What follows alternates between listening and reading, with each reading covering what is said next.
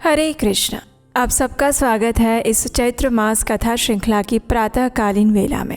इस समय शुभ चैत्र मास चल रहा है और इस समय हम आपको सुना रहे हैं चैत्र मास में सुनी जाने वाली भगवान श्री रामचंद्र जी की सुंदर कथाएं। आशा है आपको ये वाल्मीकि ऋषि द्वारा रचित रामायण कथा अच्छी लग रही होंगी। प्रतिदिन आप उसका श्रवण करते हैं, उसके लिए आपका धन्यवाद। चलिए हमारी इस कथा यात्रा को आज आगे बढ़ाते हैं और सुनते हैं आज की चैत्र मास कथा। आज की कथा आरंभ करते हैं। इस कथा की पिछली कड़ी में हमने सुना था कि राजा दशरथ पुत्र कामिष्टि यज्ञ करने की तैयारी कर रहे हैं। वे गुरु वशिष्ठ ऋषि की शरण में जाते हैं और उनसे प्रार्थना करते हैं कि वो इस संपूर्ण यज्ञ का भार संभालें। और फिर वशिष्ठ ऋषि सभी सेवकों मंत्रियों को अलग अलग कार्यभार सौंपते हैं। आइए अब आगे सुनते हैं। सभी लोगों को आदेश देने के बाद ऋषि वशिष्ठ ने सुमंत्र को बुलाया और उनसे कहा, इस पृथ्वी पर जो धार्मिक राजा, ब्राह्मण, क्षत्रिय, वैश्य और सहस्त्रों शूद्र हैं, उन सबको इस यज्ञ में आने के लिए निमंत्रित करो। सब देशों के अच्छे लोगों को सत्कार पूर्वक यहाँ ले आओ। मिथिला के स्वामी शूरवीर महाभाग जनक सत्यवादी राजा हैं। उनको अपना पुराना संबंधी जानकर तुम स्वयं ही जाकर उन्हें बड़े आदर सत्कार के साथ ले आना। इसी प्रकार काशी के राजा अपने स्नेही मित्र हैं और सदैव प्रिय वचन बोलने वाले हैं। वे सदाचारी और देवताओं के तुल्य तेजस्वी हैं, इसलिए उन्हें भी स्वयं ही जाकर ले आना। कई देश के वृद्ध राजा बड़े धर्मात्मा हैं। वे राज सिंह महाराज दशरथ के श्वशुर भी हैं, अतः उन्हें भी अपने पुत्र सहित यहाँ ले आओ। अंग देश के स्वामी महाधनुर्धर राजा रोमपाद हमारे महाराज के मित्र हैं, इसलिए उन्हें पुत्र सहित यहाँ सत्कार पूर्वक ले आओ। कौशल राज भानुमान को भी सत्कार पूर्वक ले आओ। मगध देश के राजा प्राप्तिज्ञ को, जो शूरवीर, सर्वशास्त्र विशारद, परम उदार और पुरुषों में श्रेष्ठ हैं, स्वयं जाकर सत्कार पूर्वक बुला कर ले आओ। महाराज की आज्ञा लेकर तुम पूर्व देश के श्रेष्ठ राजाओं को और सिंधु, सौवीर और सुराष्ट्र देश के भूपालों को भी यहाँ पर आमंत्रित करो। दक्षिण भारत के समस्त नरेशों को भी आमंत्रित करना। इस भूतल पर और जो भी नरेश महाराज के प्रति स्नेह रखते हैं, उन सभी को उनके सेवकों और सगे संबंधियों के साथ यथासंभव शीघ्र बुला लो। महाराज की आज्ञा से बड़भागी दूतों द्वारा इन सबके पास बुलावा भेज दो। वशिष्ठ ऋषि का ये वचन सुनकर सुमंत्र ने तुरंत ही अच्छे पुरुषों को राजाओं की बुलाहट के लिए जाने का आदेश दिया। परम बुद्धिमान धर्मात्मा सुमंत्र वशिष्ठ मुनि की आज्ञा से विशेष राजाओं को बुलाने के लिए स्वयं ही चल पड़े। यज्ञ कर्म की व्यवस्था के लिए जो सेवक नियुक्त किए गए थे, उन सब ने आकर उस समय तक यज्ञ संबंधी जो कार्य संपन्न हो गया था, उन सब की सूचना महर्षि वशिष्ठ को दी। और ये सुनकर मुनि बड़े प्रसन्न हुए और उनसे कहने लगे, हे भद्र पुरुषों, किसी को जो कुछ देना हो उसे अवहेलना या अनादर पूर्वक नहीं देना चाहिए, क्योंकि अनादर पूर्वक दिया हुआ दान दाता को नष्ट कर देता है और उसमें कोई संशय नहीं है। उसके बाद कुछ दिनों के बाद राजा लोग महाराज दशरथ के लिए बहुत से रत्नों की भेंट लेकर अयोध्या में आए। इससे वशिष्ठ ऋषि को बड़ी प्रसन्नता हुई। उन्होंने राजाओं से कहा, पुरुष सिंह, तुम्हारी आज्ञा से राजा लोग यहाँ पर आ गए हैं। हे नृपश्रेष्ठ, मैंने भी यथा योग्य उन सबका सत्कार किया है। हमारे कार्यकर्ताओं ने पूर्णतः सावधान रहकर यज्ञ के लिए सारी तैयारी की है। अब तुम भी यज्ञ करने के लिए यज्ञ मंडप के समीप चलो। राजेंद्र, यज्ञ मंडप में सब ओर सभी वांछनीय वस्तुएं एकत्र कर दी गई हैं। आप स्वयं चलकर देख सकते हैं। ये मंडप इतना शीघ्र तैयार किया गया है मानो मन के संकल्प से बनाया गया हो। मुनिवर वशिष्ठ और ऋषिशृंग दोनों के आदेश से शुभ नक्षत्र वाले दिन को राजा दशरथ यज्ञ के लिए राजभवन से निकले।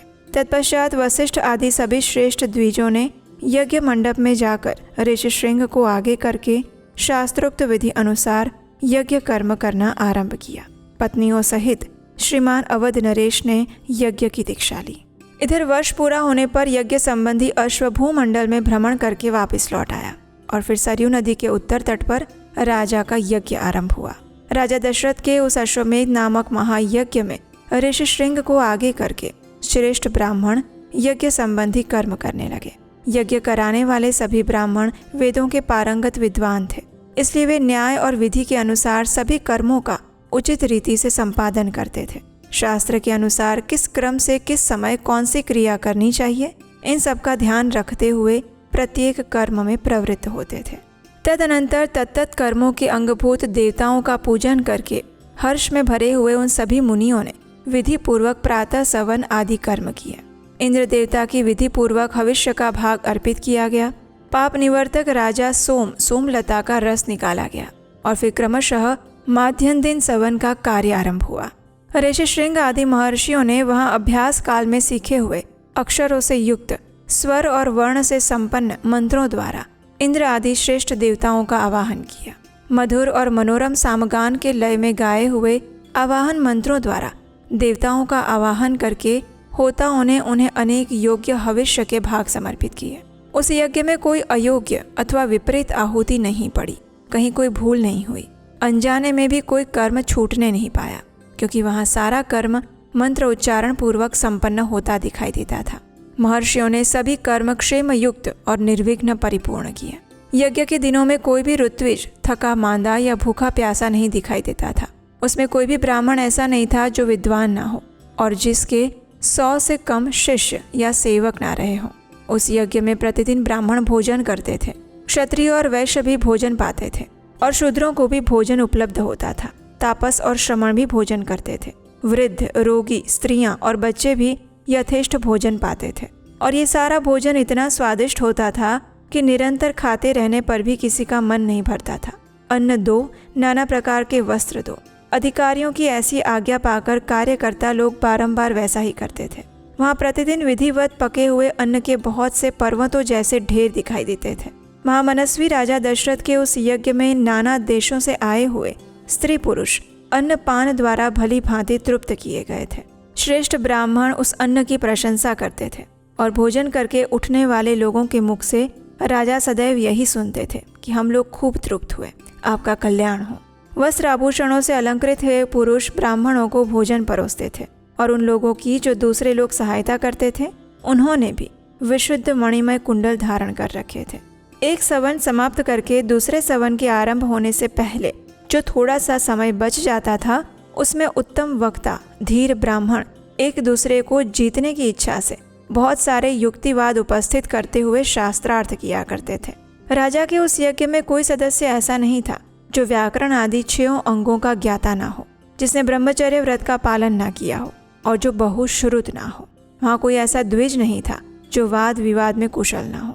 जब यूप खड़ा करने का समय आया तब बैल की लकड़ी के 6 यूप गाड़े गए, उतने ही खैर के यूप खड़े किए गए और पलाश के भी उतने ही यूप थे जो बिल्व निर्मित यूपों के साथ खड़े किए गए थे। बहड़े के वृक्ष का एक यूप अश्वमेध यज्ञ के लिए विहित है। देवदारू के बने हुए यूप का भी विधान है, लेकिन उसकी संख्या ना 1 है ना 6। देवदारू के 2 ही यूप विहित है। यज्ञ कुशल शास्त्रज्ञ ब्राह्मणों ने ही इन सभी यूपों का निर्माण कराया था। उस यज्ञ की शोभा बढ़ाने के लिए उन सब में सोना जड़ा गया था। कारीगरों द्वारा अच्छी तरह बनाए गए वे सभी सुदृढ़ यूप विधि पूर्वक स्थापित किए गए थे। वे सबके सब 8 कोणों से सुशोभित थे। उनकी आकृति सुंदर और चिकनी थी। उन्हें वस्त्रों से ढक दिया गया था और पुष्प चंदन से उनकी पूजा की गई थी। सूत्र ग्रंथों में बताए अनुसार ठीक माप से ईंटें तैयार कराई गई थी। उन ईंटों के द्वारा यज्ञ संबंधी शिल्पी कर्म में कुशल ब्राह्मणों ने अग्नि का चयन किया था।